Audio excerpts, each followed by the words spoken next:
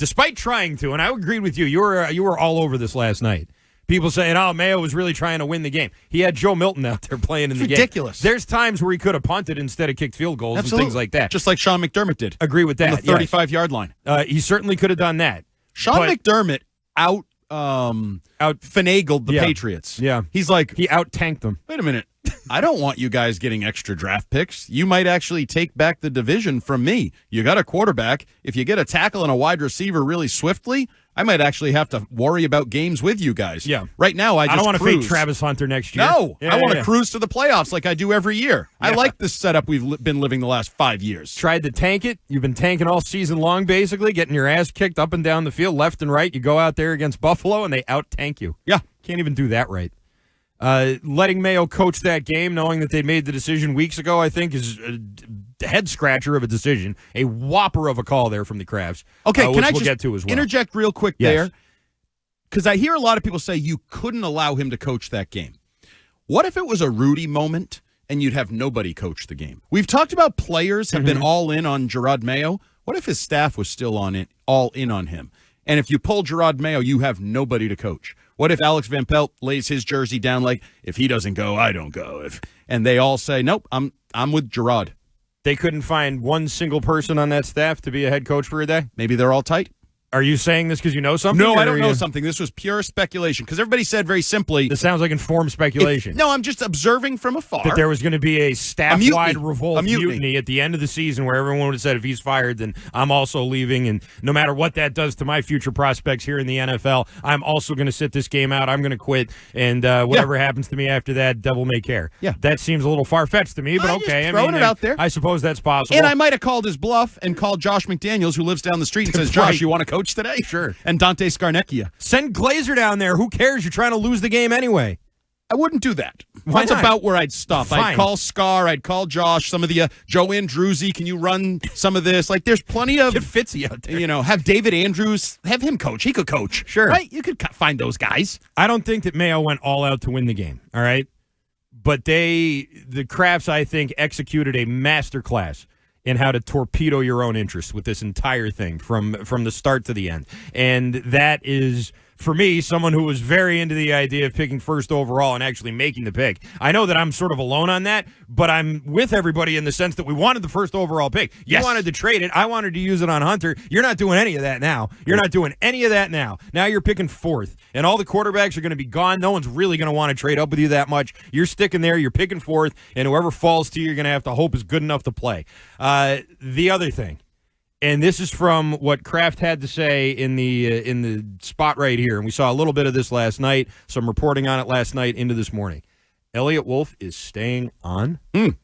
Elliott Wolf is staying on. Well, he drafted two quarterbacks. They're both stars. Elliott Wolf, I don't even know if this is debatable. Elliott Wolf was the worst at his job out of everybody that was brought in.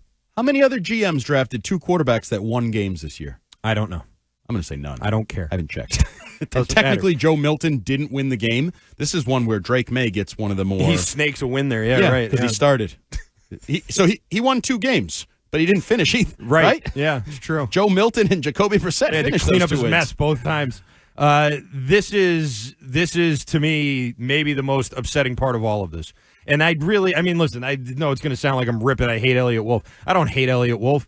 I don't think that he should be in this job anymore than I think that Jerod Mayo should have been in his job. I think these are two guys who just weren't ready for this, and to fire one and scapegoat him here, which is what they're doing with Mayo. He can come out and say, oh, yeah, it was really all my fault. Well, you're firing him. If you think that he needs more time to grow and get better at this, he could do it here, but you're not letting him. You're firing him. I don't buy it. He not only thinks it, he said he still thinks Jerod is going to be a good head coach. Right. He just needs experience. Just get that on somebody else's dime. Get out of here. Some other experience. Experience in another place other than this one where you actually lose games that we want you to lose. I've resigned myself to the idea that they're going to hire Mike Vrabel. I'm not happy about that.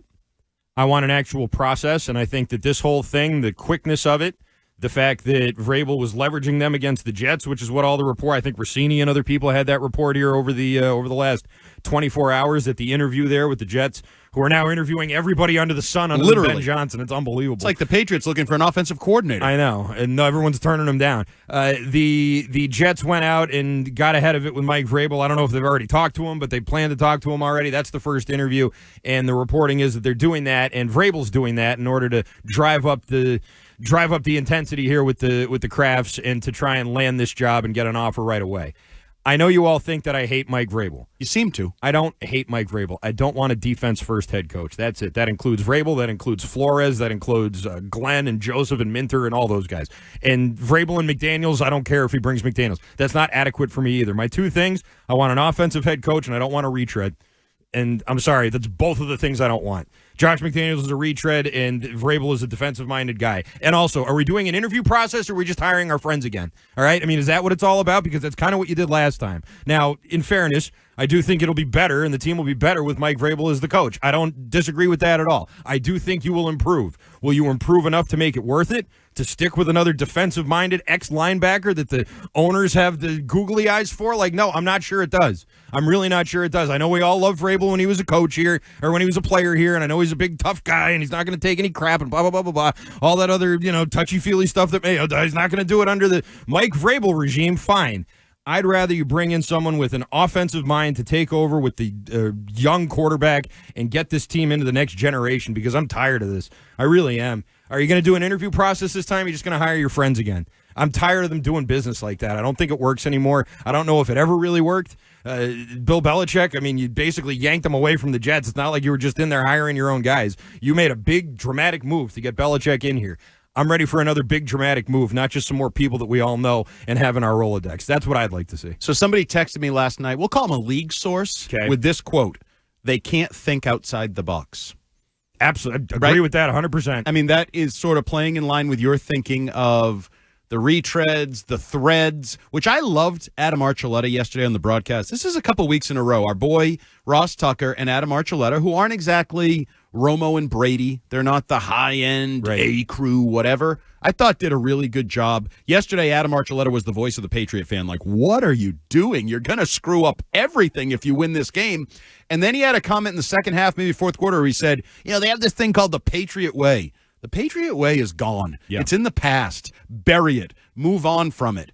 And they can't do that. If they're going down the road, which everybody seems to presume, Vrabel McDaniels might be this pairing, which I do think is better. I think it's better. It's a step forward, but I don't know that it's not what I want. The leap. I don't know that it's the leap to modern football. There's the next a lot generation. of options that I think would be better than this, but that doesn't mean I want them. Right? Yeah, absolutely. And I do think there's something to be said for it that's the way they think. And I do also understand and acknowledge a lot of places think like that. I said to you off air, a lot of times college coaches, he went to school at this school. So does that make him he's a good head coach? Does that mean he can run the football program better than somebody who might be smarter, but God forbid they didn't graduate from the school? They don't have a sweatshirt from 40 years ago? It means you like him, and it's a reflection of your institution, and that's it. Right, and it's a reflection of almost you needed to do a search, and you were like, keywords, went here, worked here, like alum. Right. That's what it feels like to me, that you're not capable, like the not capable of thinking outside the box or just going out. And I know a lot of people made a big deal there. There's not going to be a search firm. It's just going to be Robert and Jonathan. And then Robert told us Elliot Wolf and Alonzo Highsmith. Great. He kind of filled out the panel that will be doing it. And crack squad right there. Which I need to do a little research on Alonzo Highsmith and see what he might bring to that. Because we already know what Elliot Wolf has brought. Right. And it brought us Alex Van Pelt. It brought us Jacoby Brissett. It brought us some things we're not necessarily in love with.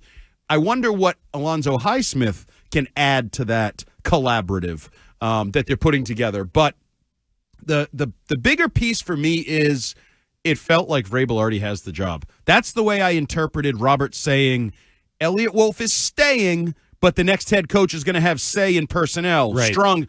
Well, I think that's a good reading of that. How too, can you say both of those things unless you already know that it's going to work? Yeah. And I guess maybe it could be others.